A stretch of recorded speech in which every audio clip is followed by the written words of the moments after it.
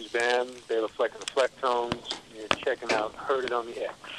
Hi, folks. Welcome back to Heard It on the X, the East Coast premier music talk show. Talking with STEPHAN Said right now from the Occupy movement.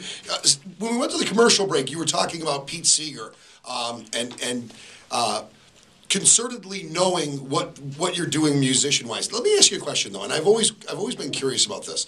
Do you think Pete Seeger and Bob Dylan, do you think that they were fully aware or fully socially conscious when they were writing these songs for that specific reason? Or did they just write, were the musicians just writing songs and they were used for that purpose? What is your thoughts on that? Oh, no, very definitely they were aware of it. I mean, you know, there's no question about them being aware of it.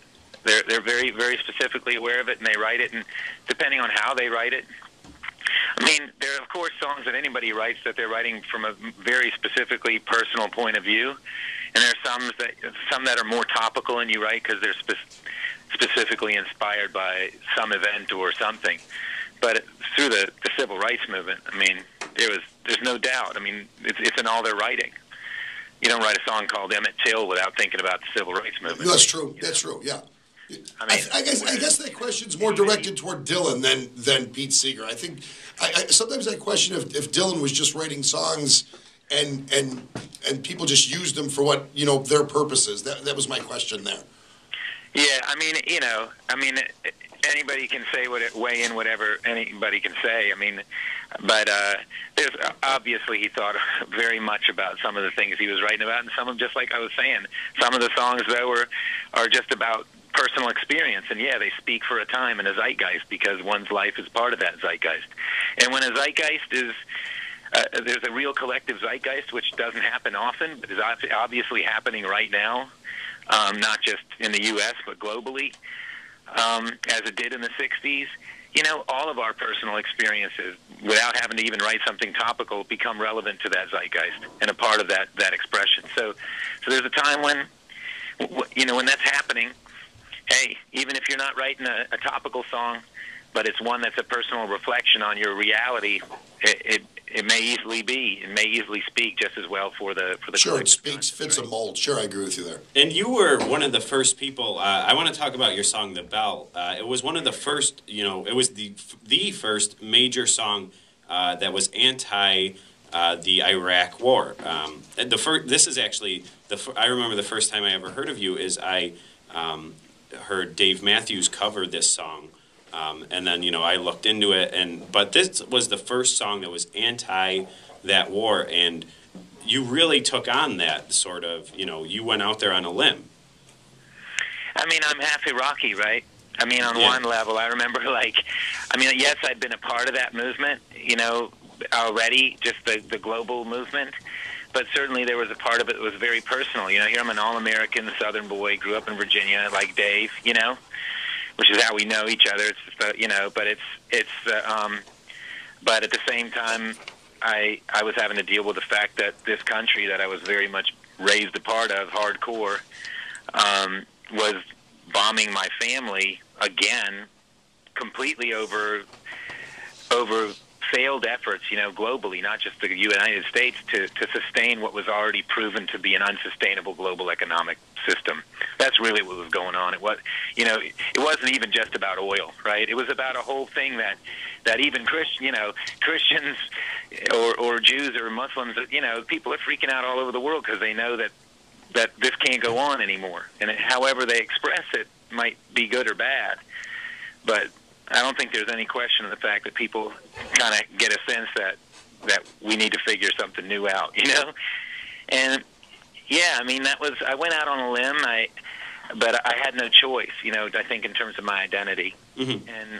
And that, you know, what can I say? I mean, it definitely had a lot of impact, and it was just before YouTube, and it was, you know, the first viral video in that sense, and that was an amazing thing. Pete was part of that.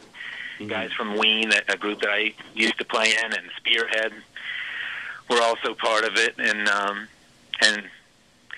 yeah, and it really just took off. I wrote a letter. Howard Zinn, a historian, and wrote a letter, and Pete Seeger wrote a letter, you know, describing the need to to stand up for peace, and those letters went out on the net, and they went viral and helped the song to go viral. That was sort of the mechanism by which it sort of charted that ground, you know? Yeah, and another letter that... Very strategic. Yeah, and another letter that you wrote that I wanted to touch upon was, I know we had talked before the show about protest songs, and a few weeks ago we did a show about the lack of protest songs lately, or, you know, they're just not out there in a time when, you know, there's... it's not like there's a shortage of things to write about. And in 2006, you wrote an open letter to Neil Young in response to something he had said where, you know, the 20-somethings just weren't writing these songs. And you wrote a letter, an open letter through, I believe it was like the LA Times, in which you... SF Chronicle, yeah. You shared your thoughts on just why these songs weren't coming out. And I thought that your take on it was completely refreshing. And, you know, you said, well, they just don't want to play it. MTV doesn't want to play that because they don't want to take that stance. Yeah, I mean, it's a well-known thing. And, you know, I knew that Neil feels the same way and knows that. I chose to publish it in the San Francisco Chronicle because it's Neil's hometown newspaper from Marin, you know. But it was... And it's well known. I mean, that brings up today. It's like if there's one way that musicians need to really occupy music, and to help the movement, it's not just to help the Occupy movement in general and Wall Street or you know, financial regulation and reclaiming our Congress. We really need to take a stand and help reclaim our music, right? We've had a systemic deregulation of the broadcast industries that's been very much hauntingly parallels the deregulation of the financial industry. Absolutely true. All kinds of monopolies take over that have basically made it so how many guys are out there with great shows like y'all who actually get to talk to and schedule who you want to speak with, what you talk about, so people can really hear the voice of our country, you know? You know what? It's so funny. I have never put those parallels together until you just said it, and I am a big proponent of both. Where I'm always on my soapbox talking about the demise of radio and also the demise of deregulation and what it's done in this country. And I never thank you so much for just hipping me to that, because honestly, it's the truth. The deregulation of radio is what destroyed radio and pigeonholed these formats where no matter what city you go in, it's the same classic rock station in every city. It's the same booty shaking station in every city. Yeah, I agree with you wholeheartedly on that. Well, it's just been it's a major, as anybody that loves this country needs to realize that it's been a system-wide de-evolution of the protections that were in place to enable our country to heal itself whenever there were times of crises, right? There need to be those protections for us, be it music or whatever, so that our voices can get out there when we need to hear something that helps us chart our course in the way that we need to, But, as far as that's concerned, I mean, it's amazing to see that right now there's tons of protest music out there, and it just proves that it's not getting played on the radio, because if you look at OccupyMusicians.com or OccupyRecords.org, which is there's a number of things I'll let people know about, because they'll probably be interested in. OccupyRecords.org is a social network that was set up. All of these are set up autonomously by people. It's not from the movement central organizing or anything like that. These are just people taking their own initiatives. So there's a Occupy Music Facebook page. The OccupyRecords.org is a social network for artists that you can just go and create your own profile. And there's this big Occupy This Album thing that I'm on with Crosby and Nash and Warren Haynes and even Devo, Lucinda Williams, DJ Logic, Third Eye Blind. It's just amazing how much stuff is out there. But if you Google Occupy Music, you'll come up with tons of songs. And then go look at the playlist of from Clear Channel, and I'd be surprised if you see a single one of them getting airplay. A single one of them. So the best advice is to Google Occupy Music. We've got to head to a commercial. I want to thank you so much for taking the time to talk to us. And also, I want to push different.org. It's DIFRENT.org. That is Stephan's site that you just launched a few months ago.